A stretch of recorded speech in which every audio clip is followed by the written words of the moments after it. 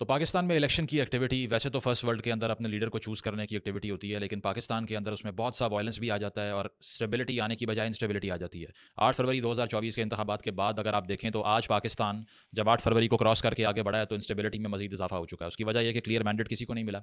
जिनको मिला है वो ये कह रहे हैं कि हमें गवर्नमेंट फॉर्म करने का इख्तियार है, लेकिन मेजॉरिटी पार्टी हम हैं, ये साबित करने के लिए उनके पास कुछ भी नहीं है। जिस पार्टी के सबसे ज़्यादा मेंबर्स इलेक्ट हुए हैं उनके पास बल्ले का निशान नहीं था, और वो एक एज अ पार्टी स्टैंड करेंगे नहीं करेंगे अब तक ये क्लियर नहीं है।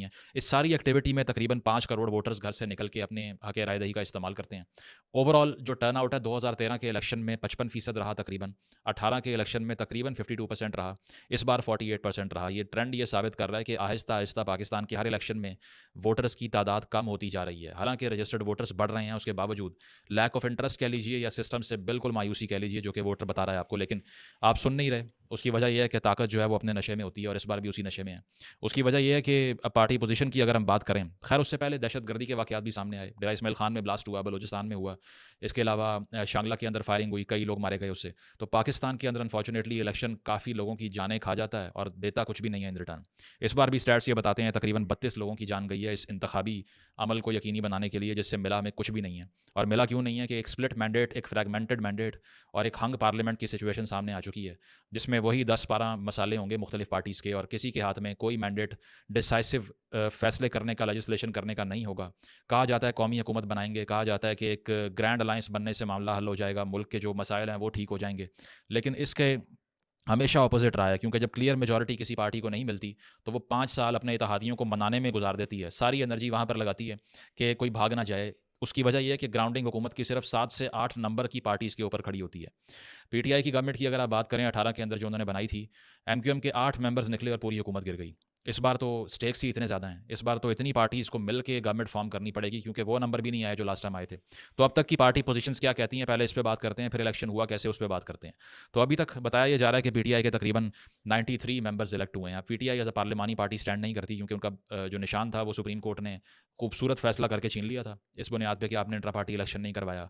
ये नहीं देखा कि इसके अलावा नवाज शरीफ साहब या जरदारी साहब क्या किसी हल्के के अवाम से या फिर ग्रास रूट लेवल से इलेक्ट होके या किसी के अगेंस्ट इलेक्शन लड़के पार्टी के सरबरा बने हैं। आपके सामने किस तरह हुआ सारा कुछ। तो उनसे निशान ही ले लिया, इसलिए उनको आज़ाद कहा जा रहा है। लेकिन सबसे बड़ी पॉलिटिकल फोर्स ये मैं क्लियरली आपको बता दूं, इससे पहले कि आप डाउट करें मुझे, कि मैं शायद फैक्ट को छुपा लूंगा जिस तरह बहुत से लोग छुपाना चाह रहे हैं अपनी ख्वाहिशात के against. Muslim League Noon is the largest single party in the country today. लेकिन सबसे बड़ी पार्टी जो कि 2024 के इलेक्शन में इमर्ज की है वो पाकिस्तान तहरीक इंसाफ है, विदाउट अ डाउट। और आगे पीएमएलएन की अगर हम बात करें, नवाज शरीफ साहब की वापसी के बाद ये कहा गया कि अब स्टेबिलिटी वापस आ जाएगी, अब दोबारा से सड़कों के जाल बिछेंगे और दोबारा से तरक्की का सफ़र शुरू हो जाएगा, और उनका वोटर कहीं नहीं गया, वो उधर ही है। बिल्कुल वैसा नहीं हुआ। इनफैक्ट जितनी सीटें उनको मिली हैं वो कैसे मिली हैं ये आप सब जानते हैं, लेकिन फिलहाल जो ऑफिशियल नंबर कह रहा है वो 74 कह रहा है। यानी कि पूरे मुल्क से मुस्लिम लीग नवाज़ ने अकेले भाग के सेकंड आने का एजाज़ अपने जो है ना वो हासिल किया है। क्योंकि अकेले भागने की बात मैं क्यों कर रहा हूँ कि लेवल प्लेइंग फील्ड का जो आर्गूमेंट होता है, सबसे ज़्यादा उनके पास स्पेस थी कि वो इलेक्टोरल एक्टिविटीज़ करें। सबसे ज़्यादा उनको सहूलतकारी मैसर थी कि वो जहाँ भी जाएँ जलसा करें, जो भी दिल करें उनका वो बात करें। जिसके भी अगेंस्ट वो कहें कि मैंने इलेक्शन लड़ना है, उनको वो उम्मीदवार दिया जाए और साथ साथ मीडिया पे स्पेस दी जाए। तो ये होता है अकेले भाग के सेकंड आना, के सारी फील्ड आपके लिए थी, लेकिन फिर भी मुश्किल से 74 सीटें आपको मिली हैं। पीपल्स पार्टी जो है वो पीडीएम की अलायंस जो कि 18 महीने की रही, उसमें विनर है। उसकी वजह यह है कि वो चारों सूबों में उनके रिप्रेजेंटेटिव इलेक्ट हुए हैं, और साथ साथ वो लास्ट टाइम 36 सीटें जीते थे सिंध से, इस बार 37 सीटें जीते हैं, 37। तो टोटल नंबर पीपल्स पार्टी का इस वक्त 55 के अराउंड है। और इसके अलावा JUIFA का सफाया हो गया खैबर पख्तूनख्वा से। और MQM इंटरेस्टिंगली, जिसका कोई नामो निशान नहीं था अगर 1-2 साल पहले की बात की जाए, जिसमें मुस्तफ़ा कमाल साहब अलग अपनी 1.5 ईंट की मस्जिद बना के खड़े हुए थे, वो दोबारा MQM में आए और दोबारा से सहूलतकारी भी शुरू हुई, और MQM को भी पाकिस्तान की तीसरी बड़ी पार्टी बना दिया गया। तो मुबारक हो कराची वालों को भी, क्योंकि जो बताया जा रहा था कि पाकिस्तान के अंदर कराची में जितना वायलेंस हुआ उसके कहीं ना कहीं लिंक्स इनसे जुड़ते हैं, दोबारा बड़ा मैंडेट ले आए हैं। तीसरी मैंने इसलिए कहा कि पाकिस्तान के अंदर जो सिंबल वाली पार्टी है उसमें PTI शामिल नहीं है, लेकिन अगर वैसे देखा जाए तो चौथी बड़ी पार्टी है। तो ये सारा स्कीम है। अब पहले आपको बताते हैं कि इलेक्शन हुआ किस तरह का है, क्या ये इलेक्शन था, सिलेक्शन थी, या फ्रॉड था, क्या था। तो होता है इस तरह से इलेक्शन में कि पहले जिस तरह से निगरान हुकूमत कह चुकी थी कि अगर ज़रूरत पड़ी तो इंटरनेट बंद भी हो सकता है, तो पहले ये जो तकरीबन 30-32 लोगों को आपने मारा, और हर इलेक्शन की जो कॉस्ट होती है वो ह्यूमन कॉस्ट आपने पे की या करवाई, जिस तरह भी हुआ, उसके बाद जाकर ये होता है कि 8 फरवरी की सुबह जब हम सो के उठते हैं तो इंटरनेट नहीं है। सिग्नल भी चले जाते हैं बाद में। बताया जाता है कि पाकिस्तानी के लोगों के वसी तर मफाद में इंटरनेट बंद किया गया ताकि आपको और मेरी जान को ख़तरा ना हो। और उसकी वजह से फिर एक तो कम्युनिकेशन नेटवर्क्स बिल्कुल डेड हो जाते हैं। जो लैंडलाइन इंटरनेट थे वो चल रहे थे। इलेक्शन कमीशन के सरबराह आकर कहते हैं कि कोई फ़र्क नहीं पड़ता इलेक्शन कमीशन को, आप इंटरनेट बंद करें, फ़ोन बंद करें। हमारा EMS सिस्टम जो इलेक्शन मैनेजमेंट सिस्टम है, वैसे लफ्ज़ भी मैनेजमेंट का यूज़ किया और किया भी मैंने जी, लेकिन EMS के तहत उन्होंने ये कहा कि इलेक्शन का कोई भी जो अमल है वो डिले में नहीं जाएगा इंटरनेट की वजह से।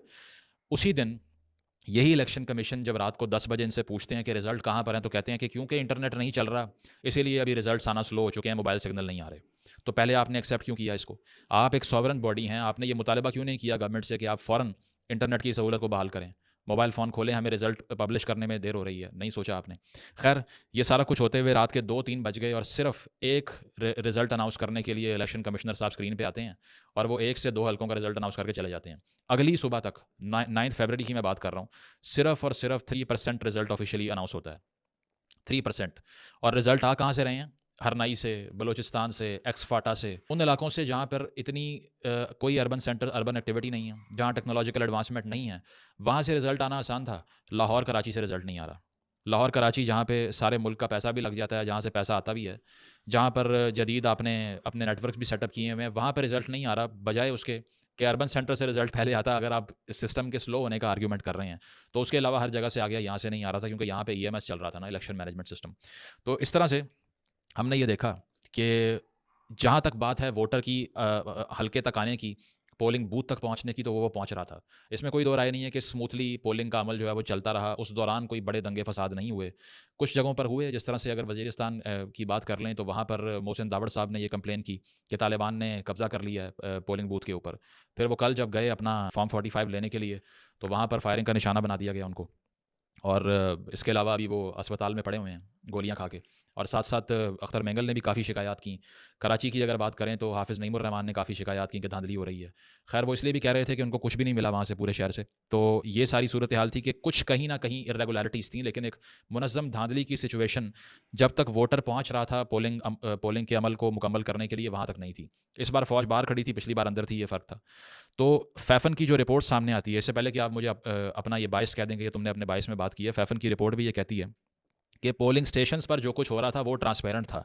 लेकिन असल, वो कहते हैं ना, डेविल इन द डिटेल, असल जो कैच है वो ये है कि जब पोलिंग स्टेशन पे वोट डल गया तो वहाँ RO ऑफिस तक पहुँचने तक रिजल्ट जो है वो मामलात ख़राब हो गए। अब हुआ इस तरह से कि ये बताया जाता है कि तकरीबन 29% पोलिंग स्टेशंस पर, ये फैफन की रिपोर्ट कह रही है, फॉर्म 45 डिस्प्ले ही नहीं किया आपने। और फॉर्म 45 क्या होता है कि जब आप इलेक्शन रिजल्ट की एक इनिशियल कंपाइलेशन करके उसको डिस्प्ले करते हैं, जिसमें हर उम्मीदवार के जो एक्वायर्ड वोट्स होते हैं वो डिस्प्लेड होते हैं, और ये SOP होता है कि ये आपने करना ही है, लेकिन नहीं किया 29% पोलिंग स्टेशंस पे, यानी कि 10 में से 3 में क्या हो रहा है कुछ नहीं पता। ठीक है, आगे चलें। इसके बाद जो बात होती है वो ये है कि जो कन्फेशन भी आती है इलेक्शन कमीशन की तरफ से कि डिले तो है रिजल्ट्स में, लेकिन वो इसीलिए है कि कुछ इंतज़ामी मामलात हैं, इसीलिए नहीं हो रहा। और साथ साथ बड़े हैरानकुन कुछ रिजल्ट्स भी सामने आते हैं। लाहौर की अगर हम बात करें तो मैंने 128 में जाके मैंने भी सर्वे किया था, और मैंने ट्वीट भी किया कि 10 में से 8 या 7 लोग जानते भी नहीं थे कि ओन चौधरी कौन है।